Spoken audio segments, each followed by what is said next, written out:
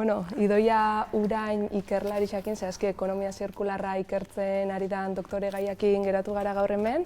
Idoia, zer da ekonomia zirkularra? Ekonomia zirkularra ekoizpen eta kontsumo abstraktuko negozio eredua da eta naturan inspiratuta dago, ez? 3 oinarri edo 3 printzipio garrantzitsu ditu eta 3 printzipio horrek landuz, ekonomia linear batetik gaur egun erabiltzen dugunetik pasa eta ekonomia zirkular batera egiteko pausua edo izango litzatekena. Zentzuk dira 3 ildo horrek? Material eta energia fosiletatik berriztagarrietara pasatzea, material eta baliabideen erabilera handitzea ingurumenan inpaktua murrizteko eta hondakinak murriztu ahal izateko baita. Eta horrek ez daka zer ikusirik gaur egun ezagutzen dugun ekonomia ereduakin? Ez dauka ezer ikusirik. Gaur egun ohitutagaz produktu bat erostera goiazen denean eta bere funtzionaltasuna bukatutzat emuten dugunean, zaborretara edo hondakinetara botatzea. Eta ekonomia zirkularraren helburuetariko bat da produktu horrei beste bizitza bat ematea, beste erabilpen bat ematea, bere bizi iraupena luzatu ahal izateko.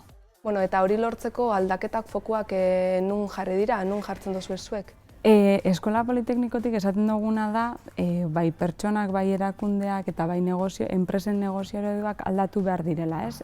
Bertan Eskola Politeknikoan 2000. Urtetik gabiz kodiseinua lantzen eta ingurumen ingenieritza arlotan sartzen, eta orain dela 3 urte ekonomia zirkularra entzuten hasi zen momentuan konturatu ginen indarrez zetorren aspektu edo parte bat zala. Eta orduan hasi gara oin ekonomia zirkularreko talde konkretu bat sortu da eta hortan lanean. Adibidez, Circular Trans proiektua garatzen gabiz orain dela 3 urtetik eta proiektu hau datza enpresek beraien balorazio bat egitea ikusteko zelan lanean ari diren edo ez ekonomia zirkular hortan, ez? Eta proiektu hau aurrera eramateko Gipuzkoako Foru Aldundiaren laguntza daukagu atzetik. Kontzientzia hori badago enpresetan eta norbanakoetan ikusten da? Enpresetan batzuk bai eta ez. Batzuk lan egiten dute ekonomia zirkularreko aspektu batzuetan, baina beraiek ez dira kontziente ekonomia zirkular bat dela. Orduan, guk lagundu nahi diegu, kontzientzia hori hartzen.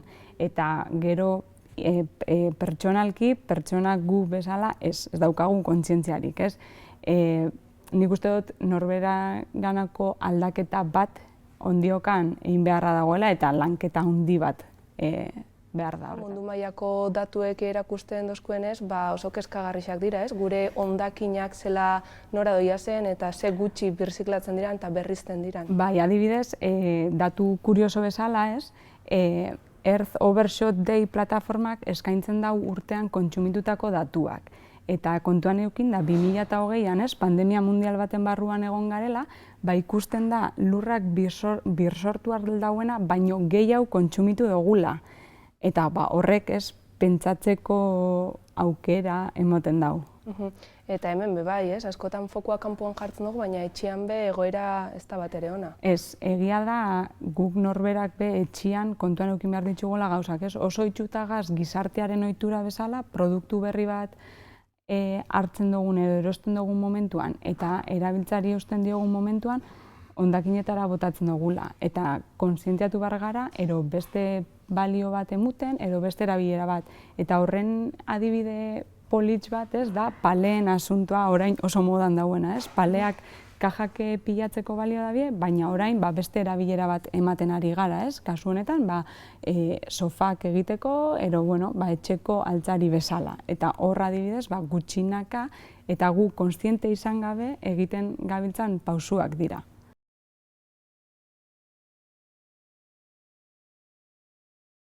Batzuk hartu dabe kontzientzia hori eta geroz eta gehiago dira, eta beste batzuk ondiok zein da hor erronka, non dago giltza?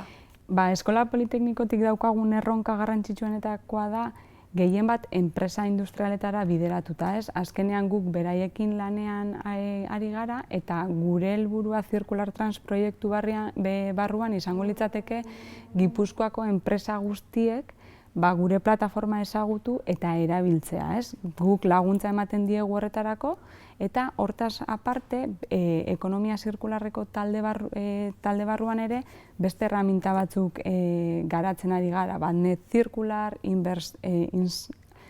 Remanex eta hauek, ez? Orduan, horrek be ezagutarazteko gure helburua eskola politekniko barrutik hori izango litzateke. Gero legedia be aldatu da, ez? Oin Europa mailan ari dira ekonomia zirkularran inguruko lege berri batzuk urtetzen eta egoera apur bat aldatzen. Bai, Europatik legea aldatzen ari da eta adibidez gaur egun Green Deal edo Pakto Berde hori martxan dago, ez? Horren helburua zein da, enpresa industrialak beraien legeak aldatu eta ekonomia zirkularrago bat lortzeko ideia edo bide hori zabaltzen hastea, ez? Azkenean denok dakigu lege bat bete behar dugunean, bertan hasten garela gure lanketa hori, ez? Honek lagunduko dau enpresa industrialen barruan, lanketa hori hasten behintzat. Adibidez, ez dakite badakizun zehazki lege horrek ze eratakoak diran, zer eskatzen da ben edo? Eskatzen da ben izaten da, rekurtso baliabideak optimizatu, produktu zerbitzuaren biziraupena luzatu, gauza txiki horiek ez hasieran kontuan izaten ez ditugunak, etorkizun baterako kontuan izatea. Eta, zuek zuen proiektua hori da, ez, enpresetara bideratutakoa, baina norbanako hori, ez, txikitik haundira inaldogun salto hortan, ez dakit, mezuren bat edo badakasun norbanako jentzat. Nik uste dut, gabiltzala bakoitza ez, bai berziklatzen gabiltzen momentutik hasita, hor gure kontzientzia gutxinaka aldatzen ari da ez, baina nik uste dut gizarteak be lagundu behar digula eta gizarte hortan enpresak daukate indarra handia.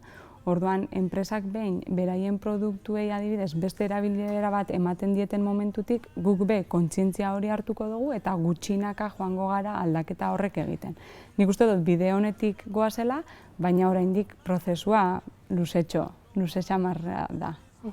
Orduan, etorkizunera begira positibotasunez, ez? Begiratzen duzu, baina, kontuan hartuta bide luzea eta gogorra izango da. Hori da, bai, eta gainera gure helburua, eskolatik bertatik laguntzia da, ez? Eta ideia txiki horrek emutia esparru txikietan, eta nik uste dut gutxinaka gure ibilbidea hobetzen joango dela, eta gizartearen pentsakera be aldatzen joango dela, puntu hobe bateraino.